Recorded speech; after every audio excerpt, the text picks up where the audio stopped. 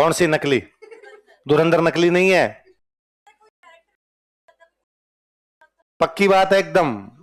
हाँ, वो सब बातें, लियारी लियारी की सब बातें सही है। हम्म। अब ये तो थोड़े, अब यूं तो कोई मूवी बनती है तो उसमें थोड़ा बहुत तो होता ही है इधर उधर अपने। हमको जानते तो, अब मान लो आज विगराज पे मूवी बनाए तो उसपे अपने ये भी कहेंगे विगराज सुबह सुबह दरबार में उसने कहा चलो दान दिया जाए, तो अपने को देखा है कि विगराज को उसने से कहा था क्या? थोड़ा बहुत तो वो लिबर्टी लेता ही है। बाकी पाकिस्तान की कहानी है वो तो। आप ये छोड़िए, धुरंधर छोड़ दीजिए। आप तो नहीं, यू नॉर्मली यूट्यूब पे जाइए, लिखिए लियारी पाकिस्तान, फिर लियारी के इंटरव्यू सुनिए आप। लियारी के सारे इंटरव्यू सुनिए, इसी प्रकार के हैं। और अभी तक भी अखबारों में आता ही रहता है, अज्ञात युवकों ने फलाने को उड़ाया, अज्ञात युवकों ने फलाने को उड़ाया। एजेंट्स तो काम करते ही हैं खूब सारे अपने। और आज तो घर पे जाके कहानी सुना रविंद्र कौशिक की। किसकी? रविंद्र कौशिक, अपने गंगानगर का लड़का था और उनको लेके गए थे, उनको पाकिस्तान भेजा गया था। पाकिस्तान रहा है, वहां की सेना में अफसर बना है, वहां एक लड़की से शादी की है, बच्चे हुए हैं।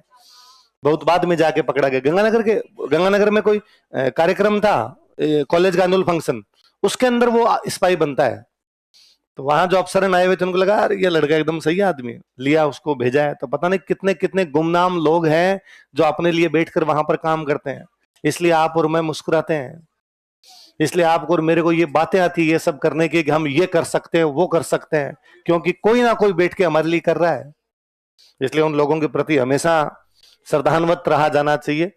फिल्म अपनी जगह सही कितनी गलत कितनी अपने मनोरंजन के लिए देख ली जाए, पूरी गलत मान ली जाए, पर फिर भी ऐसे लोग तो है ना जो ये सब चीजें आप और नोटिस करेंगे पिछले 10-12 सालों के अंदर, है ना, लगभग 10-12 क्या मत कहूं, लगभग 2008 के बाद में, मोटा मोटा सा मानिए आप, 2008 से लेके 2026 17-18 सालों में बड़े अटैक नहीं हुए। ये पुलवामा वाला ये छोड़े आपने, तो इसके अलावा बड़े अटैक नहीं हुए। ना 2008 तक तो हालत ये कर दी थी कि भाई साहब, मतलब रेलवे स्टेशन पे घोषणा है अपने आसपास की किसी वस्तु को ना छुए, अपरिचित व्यक्ति के बताएं। 2008 में मैं जयपुर में था, मुझे याद है बम विस्फोट हुए तब जयपुर वाले, हम एसएमएस गए थे खून देने के लिए, ब्लड देने के लिए। पर हालांकि जयपुर वाले इतने ज्यादा इकट्ठे हो रखे थे उस दिन ब्लड देने के लिए कि नंबर ही नहीं आया। कि भाई हमें लगा कि क्या पता ब्लड की आवश्यकता पड़ेगी, हम पढ़ते ही थे तो ब्लड तो देखे हैं, और खूब भीड़ थी तो हम बाद में बाहर से घूम के आ गए थे। पर जयपुर वाला छोड़ो, तब तो ये था ना भाई, मंदिर जाओ तो वो उड़ सकता है, ट्रेन में बैठो तो वो उड़ सकता है ना, आप बैंक की लाइन में लगे हो वो उड़ जाए, कम से कम ये डर तो नहीं है। वरना आदमी घर से अपने बीवी बच्चों को माँ बाप कह के जाएगी जा तो रहा हूं, आने का भरोसा, इससे बुरा डर डर के जीना क्या होता है? मरना सबको एक दिन मरेंगे यार, किसी ना किसी रूप में मरेंगे, मरना क्या है? हो सकता है भगवान रात को सुलाएं सुबह उठे ही नहीं, पड़े पड़े बिस्तर में मर जाए। होने का क्या है, गाड़ी घोड़ों में चलते हैं, कहीं पे बचीड़ खा जाए उसके अंदर ही मरता है। पर आदमी को यूं एनी टाइम लगे अब गया, वो कितना बुरा है, इसमें भी मर सकता हूं इसमें मर सकता हूं, तो वो तो कम से कम है। तो वो यदि वो रोक लगी है इसका मतलब इंटेलिजेंस है ना, इसका मतलब कोई ना कोई सूचना दे रहा है कि भाई साहब ऐसा ऐसा कुछ होने वाला है, रोक लो, पहले से रोक लो, तो वो लोग है। बाकी जब मूवी बनती है तो उसमें थोड़ा बहुत अगला फायदा उठाता ही अपने हिसाब लेता है। बाकी रहमान, डकैत, अरशद पप्पू ये सब वहां थे, ये किसी से छुपा हुआ है नहीं कि पाकिस्तान पूरा ये एक टेररिस्ट ऑर्गेनाइजेशन है। भाई वो बर्बाद देश है, डर उनको लगता है जिनके पास कुछ हो। अभी पाकिस्तान का, आप हंसिए मत, इस बात का भी सीरियस सुनिए, पाकिस्तान का एम्बेसडर था भारत में अब्दुल बासित, है ना, कई साल पहले तक अब्दुल बासित पाकिस्तान का भारत में राजदूत था। अभी 5-7 दिन पहले, 5-6 दिन पहले का अब्दुल बासित का बयान है, मतलब राजदूत जैसी पोस्ट पे रहा है तो बड़ा आदमी रहा होगा, पढ़ा लिखा भी होगा तभी राजदूत बना के भेजा है। उसका 5-7 दिन पहले का बयान है टीवी पे, लाइव टीवी पे, कि भाई अमेरिका इजराइल सब पर अटैक कर रहे हैं, तो पाकिस्तान पे भी तो कर सकते हैं, है ना, वो जब ईरान पे कर रहे हैं तो वो इधर भी तो कर सकते हैं। तो अब्दुल बासित का लाइव टीवी पर है कि यदि पाकिस्तान पर अमेरिका ने अटैक किया तो हम भारत पर न्यूक्लियर छोड़ देंगे। क्यों? किस बात के लिए? इसका मतलब है अंदर हेट्रेड कितनी है, अंदर घृणा कितनी है, कि मौका मिला तो हम भारत पर क्या छोड़ देंगे, न्यूक्लियर बम छोड़ देंगे, कि भाई सबके सब इधर उधर हमले हो रहे हैं तो हम, अमेरिका हम पर करेगा तो हम इंडिया पे, इसका मतलब अमेरिका पे नहीं करेंगे वापस।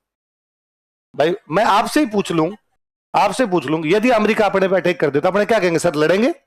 हार जीत अलग बात है, हारे जीते सर अमेरिका होगा तगड़ा पर हम लड़ेंगे सर, ईरान लड़ रहा है हम भी लड़ेंगे, यही तो होगा।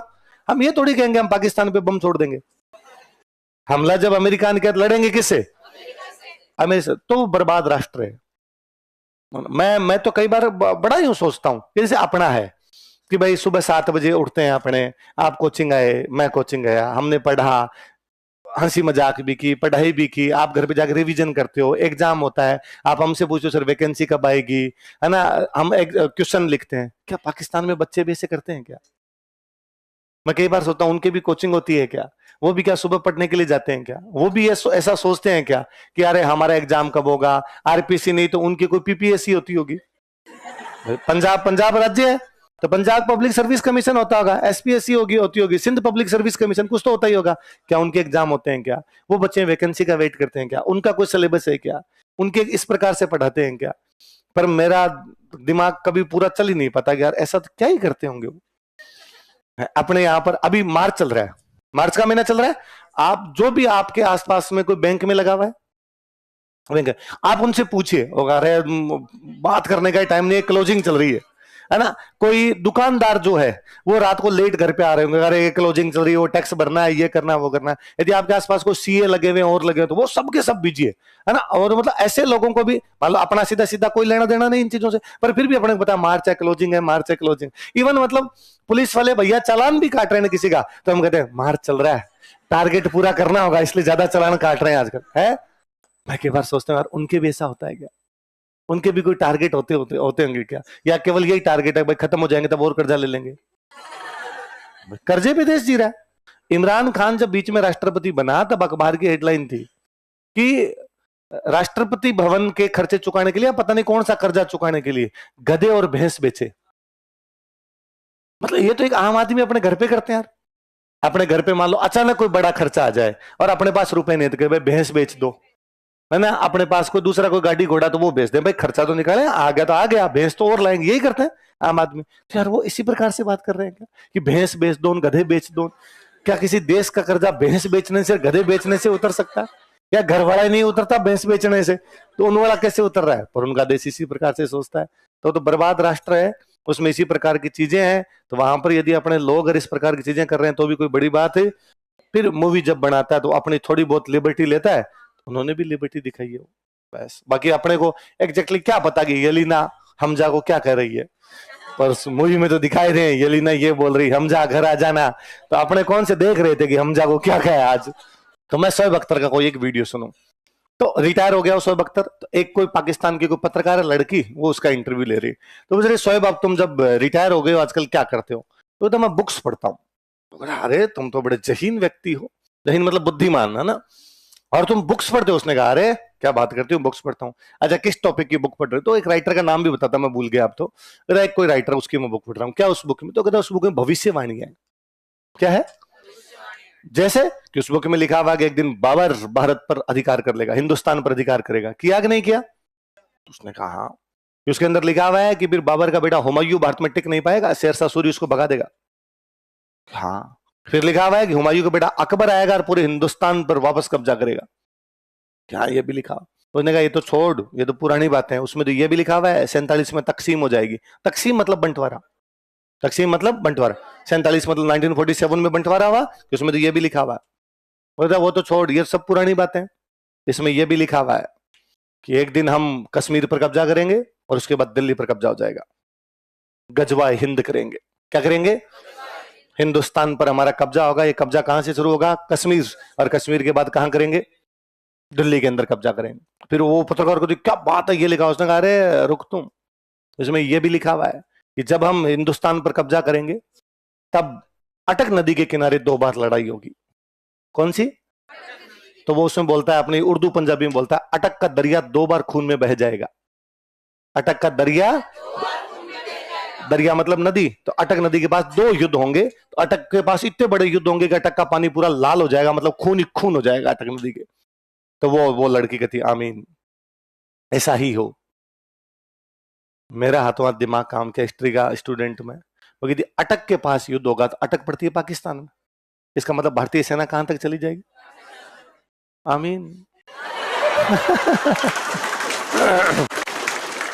मैं खुद चाहता हूं अटक का दरिया 2 बार खून में बहे।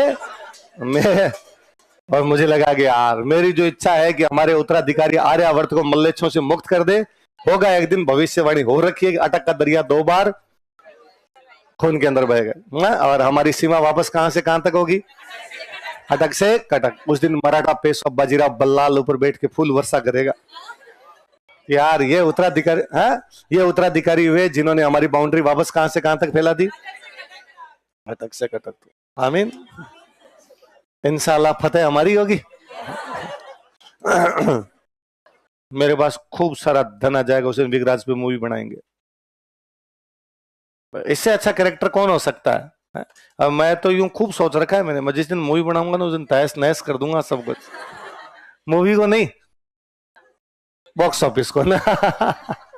आओ लगे सर मूवी को तहस नहस कर दोगे, तुम्हें भी मौका देना है। बता दो कौन कौन सैनिक बनना चाहेगा उसमें? है सैनिक नहीं बनना है? चलो तो कौन कौन विगराज बनना चाहता तुम में से? चलते तिमाड़े आते तुम दोनों को।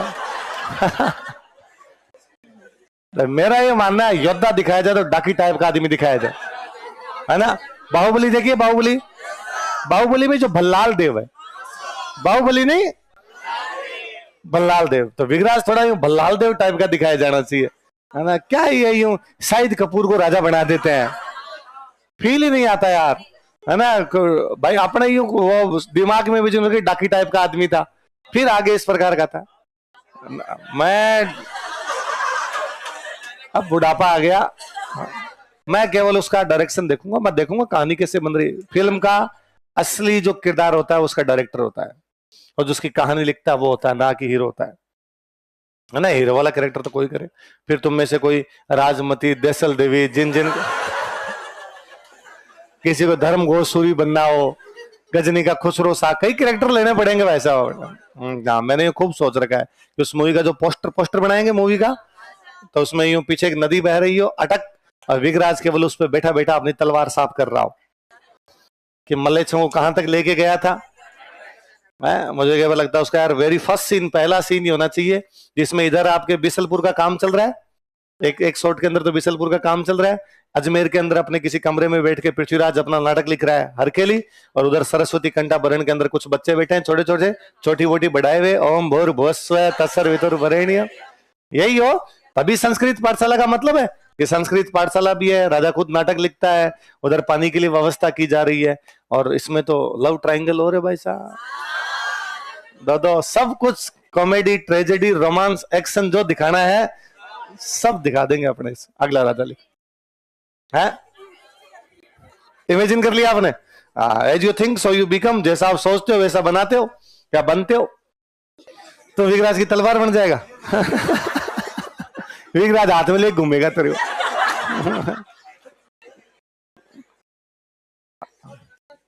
है खरसा कितना आएगा, खरसा तो कहेगा उतना लगा देंगे। सूरू के किले पे सांदी के गोले चला दिए गए थे।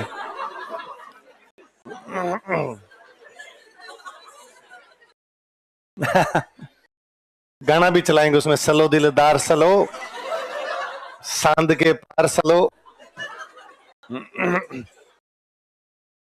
खर्च आएगा 1400 करोड़।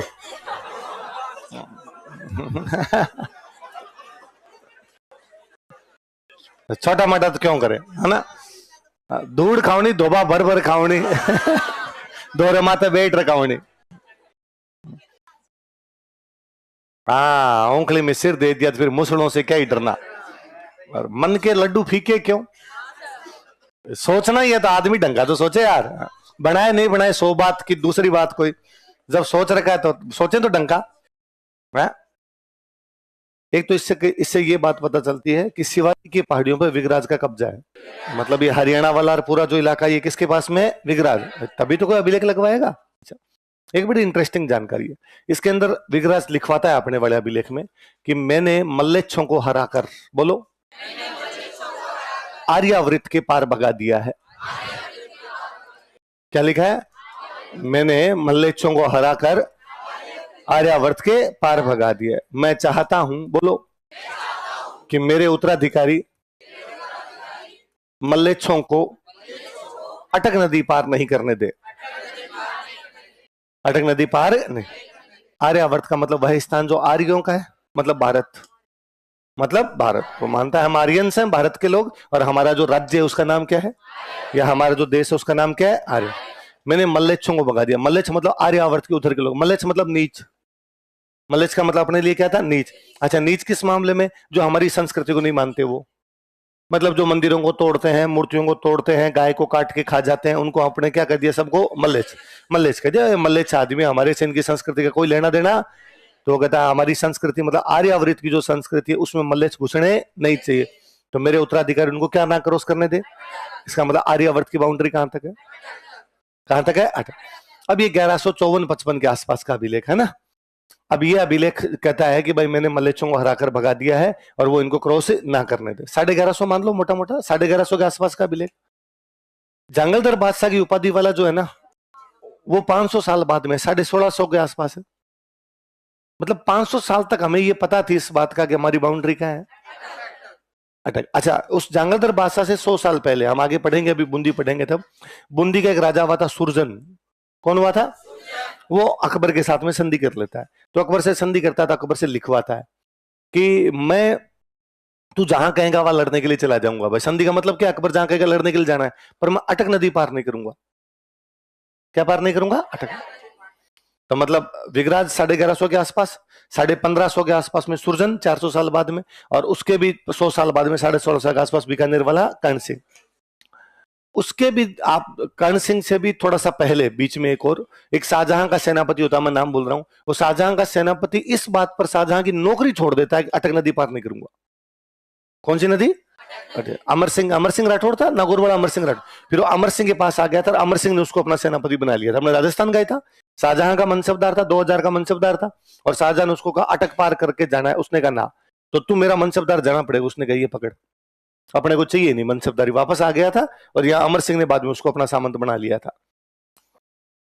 पहले आपका वो विगराज, विगराज के बाद में सुरजन, सुरजन के बाद में शाहजहां वाला सेनापति, शाहजहां वाले सेनापति के बाद में औरंगजेब के टाइम में जंगलदर बादशाह कर्ण सिंह।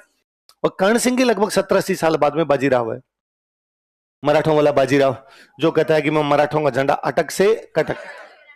कुल मिला के 100 बात की एक बात है कि कितने वर्षों तक भारत के लोगों के दिमाग में था कि हमारी बाउंड्री अटक है। हमारी बाउंड्री क्या है, अटक है ना। एक वो कई बार है ना कि लोग कहते हैं भाई भारत के लोगों को इतिहास की जानकारी नहीं थी, भारत के लोग इतिहास में रुचि नहीं रखते थे।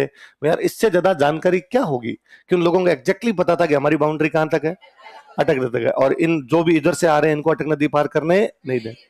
पिछले 70-75 साल के अंदर हमारी वो चेतना गायब हुई है। अब हम कहते हैं हमारी बाउंड्री बाघा बॉर्डर है।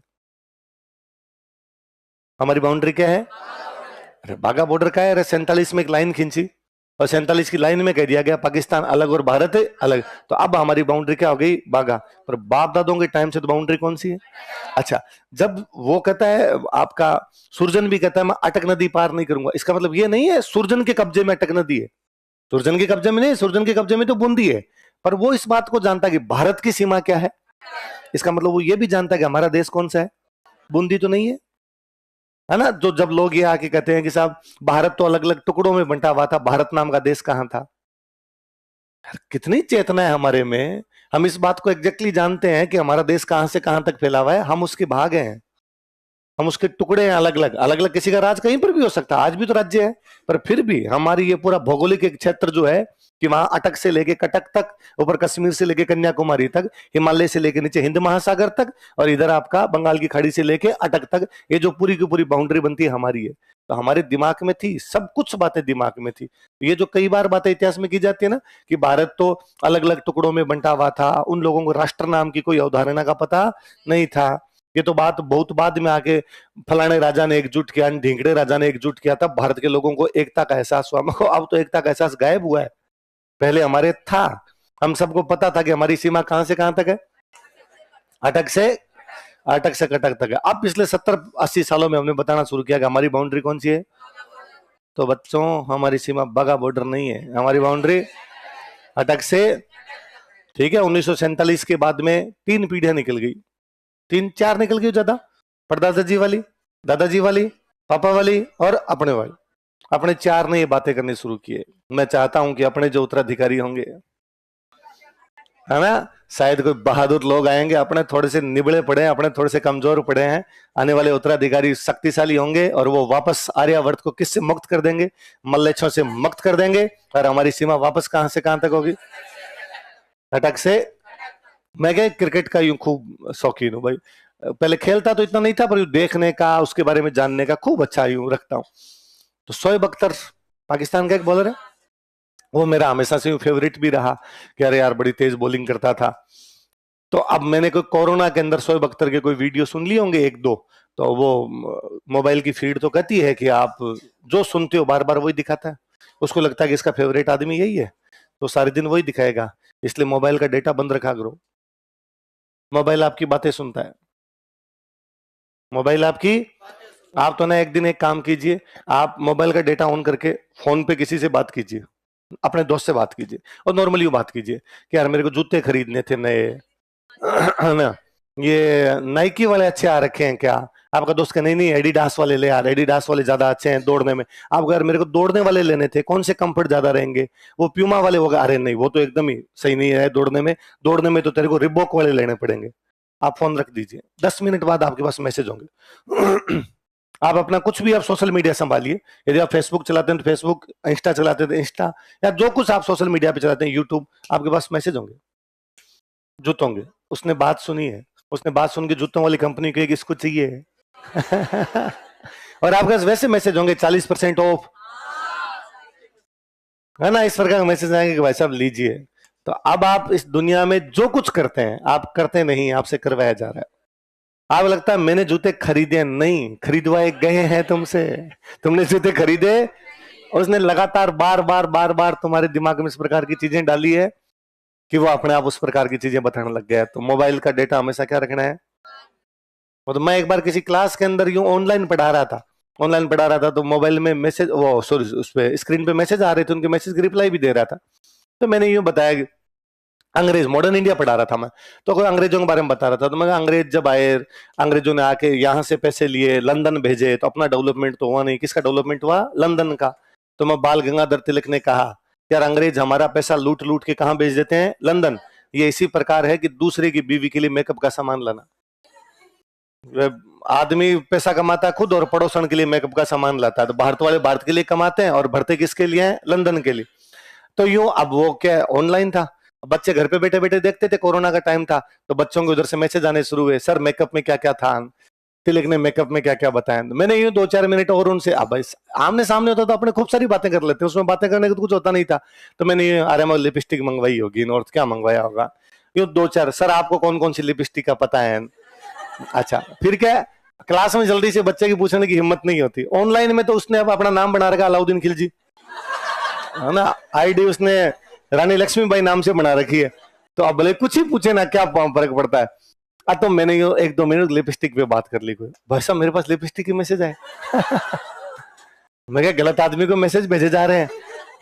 तो मोबाइल पूरी पूरी आपकी बातें सुन लेता है। तो हमारे